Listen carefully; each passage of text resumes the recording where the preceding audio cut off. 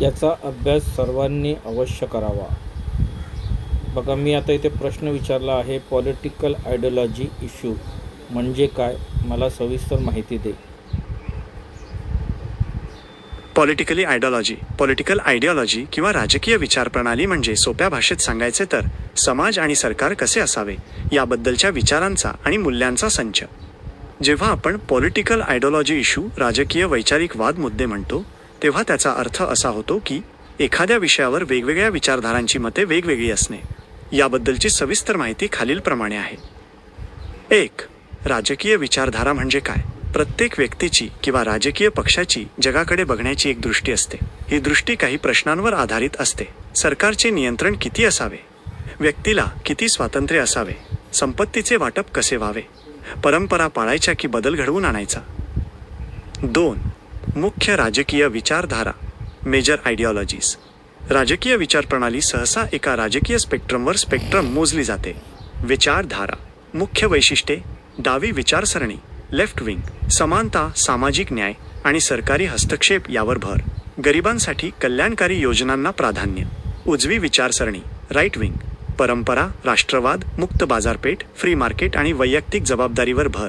उदारमतवाद लिबरलिझम, वैयक्तिक स्वातंत्र्य, लोकशाही आणि मानवी हक्कांचे समर्थन. समाजवाद सोशलिझम, संसाधनांचे समान वाटप आणि कामगारांच्या हक्कांचे संरक्षण.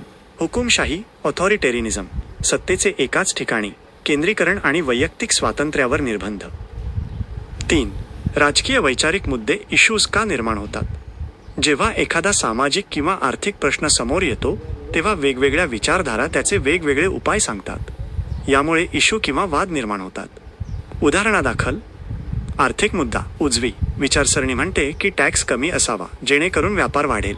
डावी विचारसरणी म्हणते की श्रीमंतांवर जास्त टॅक्स लावून तो पैसा गरिबांसाठी वापरावा. आरक्षण हा भारतातला एक मोठा वैचारिक मुद्दा आहे. काही जण याला सामाजिक समतेसाठी आवश्यक मानतात तर काही जण गुणवत्तेच्या आधारावर याला विरोध करतात. धर्म आणि राज्य, राजकारण आणि धर्म एकत्र असावेत की नसावेत हा देखील एक मोठा वैचारिक संघर्ष आहे. 4. या मुद्द्यांचा परिणाम काय होतो. 1. ध्रुवीकरण पोलरायझेशन. लोक आपल्या विचारधारेत इतके अडकतात की त्यांना दुसऱ्या बाजूचे म्हणणे पटतच नाही. समाज 2 गटांत विभागला जातो. 2. निवडणुका, राजकीय पक्ष या विचारधारेचा वापर करून आपली वोट बँक तयार करतात. 3. धोरण निर्मिती. देशाचा कायदा कोणता बनेल हे सत्तेत असलेल्या पक्षाच्या विचारधारेवर अवलंबून असते. 5. सध्याच्या काळातील काही महत्त्वाचे वैचारिक वाद. राष्ट्रवाद विरुद्ध जागतिकीकरण. आपल्या देशाचा विचार आधी करायचा की संपूर्ण जगाशी जुळवून घ्यायचे. पर्यावरण विरुद्ध विकास. पर्यावरणाचे रक्षण करायचे की कारखाने काढून प्रगती करायची. खाजगीकरण. रेल्वे, बँका किंवा विमानतळ खाजगी कंपन्यांना द्यावेत की सरकारने चालवावेत. थोडक्यात सांगायचे तर पॉलिटिकल आयडियोलॉजी हा चष्मा आहे ज्यातून आपण समाजाकडे पाहतो. जेव्हा 2 लोकांचे चष्मे वेगवेगळ्या रंगाचे असतात तेव्हा त्यांना एकच गोष्ट वेगळ्या रंगाची दिसते आणि तिथेच वैचारिक वादाला सुरुवात होते. तुम्हाला एखाद्या विशिष्ट विचारधारेबद्दल उदा. साम्यवाद किंवा भांडवलशाही अधिक जाणून घ्यायला आवडेल का. यावर मी त्याला प्रश्न विचारलेला आहे, साम्यवाद, भांडवलशाही याबद्दल सांग. त्याचं उत्तर आहे का. साम्यवाद कम्युनिझम आणि भांडवलशाही कॅपिटलिझम या जगातील 2 सर्वात मोठ्या आणि एकमेकांच्या पूर्णपणे विरुद्ध असलेल्या आर्थिक आणि राजकीय विचारप्रणाली आहेत.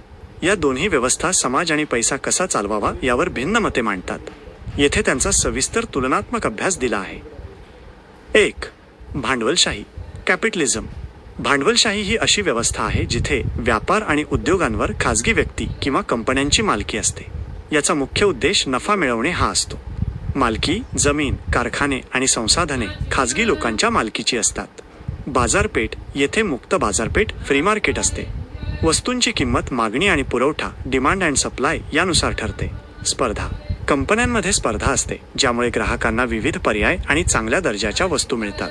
सरकारची भूमिका. सरकारचा हस्तक्षेप कमीत कमी असतो. सरकार फक्त नियम बनवते. फायदा. प्रगती वेगाने होते. नवनवीन शोध लागतात. इनोव्हेशन आणि व्यक्तीला स्वतःची संपत्ती वाढवण्याचे स्वातंत्र्य असते.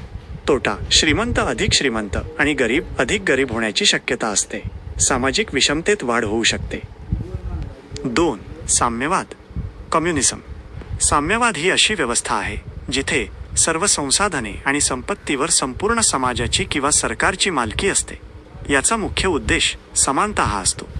कार्ल मार्क्स यांना या विचारधारेचे जनक मानले जाते. मालकी खाजगी मालमत्ता नसते.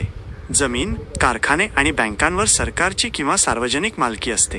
वाटप प्रत्येकाकडून त्याच्या क्षमतेनुसार काम आणि प्रत्येकाला त्याच्या गरजेनुसार मोबदला हे याचे मुख्य सूत्र आहे.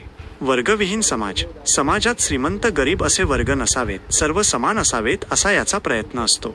सरकारची भूमिका. सरकार सर्व आर्थिक निर्णयांचे नियंत्रण करते. उदा. काय उत्पादन करायचे आणि किंमत काय असेल. फायदा. मूलभूत गरजा, शिक्षण, आरोग्य, अन्न सर्वांना मिळण्याची हमी असते. बेरोजगारी कमी करण्याचा प्रयत्न केला जातो. तोटा. वैयक्तिक लाभाची संधी नसल्यामुळे लोक काम करण्यास फारसे उत्साही नसतात. स्पर्धा नसल्याने तंत्रज्ञानाचा विकास मंदावू शकतो. 3. मुख्य फरक, तुलना. वैशिष्ट्ये. भांडवलशाही, कॅपिटलिझम. साम्यवाद, कम्युनिझम. मालकी, खाजगी, प्रायव्हेट. सार्वजनिक, सरकारी, स्टेट पब्लिक. उद्देश. वैयक्तिक नफा, प्रॉफिट. सामाजिक समानता, इक्वालिटी. किंमती. बाजार ठरवतो, मार्केट ड्रिव्हन. सरकार ठरवते, गव्हर्नमेंट कंट्रोल्ड. वर्गरचना. उच्च, मध्यम आणि निम्न वर्ग असतात. वर्गविरहित समाज बनवण्याचे ध्येय. उदाहरणे. अमेरिका, ब्रिटन, चीन, क्युबा, उत्तर कोरिया. 4. भारताची स्थिती काय आहे. भारत पूर्णपणे भांडवलशाही किंवा पूर्णपणे साम्यवादी देश नाही. भारताने मिश्र अर्थव्यवस्था, मिक्स्ड इकॉनॉमी स्वीकारली आहे. येथे खाजगी कंपन्यांना उदा. टाटा, रिलायन्स काम करण्याचं स्वातंत्र्य आहे आणि त्याचवेळी सरकार गरीब कल्याणासाठी अनेक सार्वजनिक योजना उदा. रेशन, सरकारी रुग्णालय चालवते. आजच्या काळात बहुतेक देशांनी या दोन्ही विचारधारांचा ताळमेळ घालून आपली प्रगती साधण्याचा प्रयत्न केला आहे. तुम्हाला यापैकी कोणत्या विचारधारेचे पैलू सध्याच्या भारतासाठी जास्त योग्य वाटतात. याच्या पुढे मी त्याला विचारतो, साम्यवाद आणि पब्लिक इश्यू, मला यावरती काम करायला आवडेल. याबद्दल मला तू अधिक माहिती दे. माझं बोलणं, वागणं, व्यक्त होणं हे सगळं अशा धाटणीत ना उभं करायचं आहे. उत्तर ऐका. साम्यवाद आणि सार्वजनिक प्रश्नांवर पब्लिक इश्यूज काम करण्याची तुमची इच्छा तुमची सामाजिक बांधिलकी दर्शवते.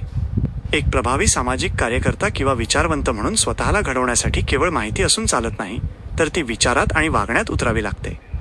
तुमचे व्यक्तिमत्व, बोलणे आणि वागणे या चौकटीत बसवण्यासाठी खालील मुद्दे तुम्हाला मार्गदर्शक ठरतील. 1. अभ्यासाची आणि वैचारिक मांडणीची तयारी. साम्यवादाचा पाया समता आणि शोषणाविरुद्ध लढा हा आहे. हे व्यक्त होण्यासाठी तुम्हाला काही गोष्टींचा सखोल अभ्यास करावा लागेल. तळागाळातील प्रश्नांची जाण. सार्वजनिक प्रश्न, पब्लिक इश्यूज म्हणजे रस्ते, पाणी, शिक्षण, आरोग्य आणि भ्रष्टाचार. यावर बोलताना तुमच्याकडे नुसती तक्रार नसावी, तर त्यामागचे तांत्रिक आणि प्रशासकीय कारण काय आहे याचा अभ्यास असावा. हक्कांची भाषा. बोलताना भीक किंवा विनंती करण्याऐवजी हक्क आणि अधिकार या शब्दांचा वापर करा. उदा. हे काम झालेच पाहिजे पेक्षा हा नागरिकांचा घटनात्मक अधिकार आहे आणि तो मिळालाच पाहिजे ही मांडणी अधिक प्रभावी ठरते. 2. बोलण्याची शैली, कम्युनिकेशन स्टाईल. तुमचे बोलणे हे लोकांच्या प्रश्नांना वाचा फोडणारे असावे. त्यामध्ये खालील बदल करता येतील. तथ्यांवर आधारित मांडणी, भावनांपेक्षा पुराव्यांवर भर द्या. जेव्हा तुम्ही आरटीआय किंवा सरकारी परिपत्रकांचा संदर्भ देऊन बोलता, तेव्हा समोरचा अधिकारी किंवा व्यक्ती तुम्हाला गांभीर्याने घेते. समावेशकता, इन्क्लुझिव्हिटी. बोलताना मी ऐवजी आपण किंवा जनता या शब्दांचा वापर करा. माझा प्रश्न आहे म्हणण्यापेक्षा हा सार्वजनिक हिताचा प्रश्न आहे असे म्हणणे तुमच्या प्रतिमेला साम्यवादी आणि सामाजिक घाटणी देते. साधेपणा पण स्पष्टता. क्लिष्ट शब्द वापरण्यापेक्षा सामान्य माणसाला समजेल अशा भाषेतून व्यवस्थेतील दोष मांडा. 3. वागणूक आणि कृती. Behaviour and action. कृती ही शब्दांपेक्षा जास्त बोलते. हे सूत्र येथे लागू होते. सामूहिक नेतृत्व, कलेक्टिव्ह लीडरशिप. साम्यवाद हा व्यक्तीपेक्षा समूहावर विश्वास ठेवतो. कोणतेही यश मिळाल्यावर त्याचे श्रेय एकट्याकडे न घेता संपूर्ण टीमला किंवा जनतेला द्या. संघटनात्मक कौशल्य. लोकांच्या लहान लहान समित्या स्थापन करा. सार्वजनिक प्रश्नांवर लढा देताना लोकांना सोबत घेऊन चाला. पारदर्शकता.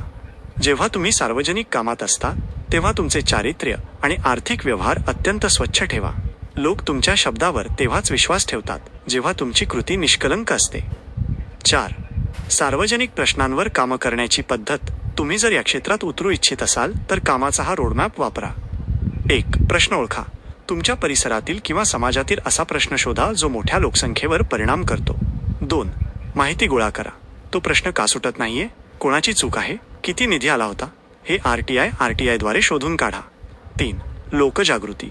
त्या प्रश्नावर लोकांना एकत्र करा. त्यांना त्यांचे अधिकार समजावून सांगा. 4. दबाव गट तयार करा. निवेदने, चर्चा आणि प्रसंगी लोकशाही मार्गाने आंदोलने करून प्रशासनावर दबाव निर्माण करा. स्वतःला कसं बदलायचं? Self transformation. जर तुम्हाला स्वतःला या घाटणीत उभं करायचं असेल तर रोजच्या आयुष्यात काही सवयी लावा. वाचन वाढवा. भगतसिंग, डॉक्टर बाबासाहेब आंबेडकर आणि कार्ल मार्क्स यांचे विचार वाचा. त्यांनी अन्यायाविरुद्ध कशी मांडणी केली हे समजून घ्या. ऐकून घेण्याची वृत्ती.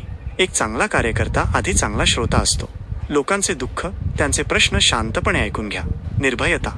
व्यवस्थेला प्रश्न विचारताना मनात भीती बाळगू नका. सत्य आणि कायदा तुमच्या बाजूने असेल तर आवाज आपोआप धारदार होतो. तुम्ही नुकतेच RTI किंवा स्थानिक प्रशासकीय कामात काही पावले उचलली आहेत का? त्या अनुभवावरून आपण पुढील रणनीती ठरवू शकतो.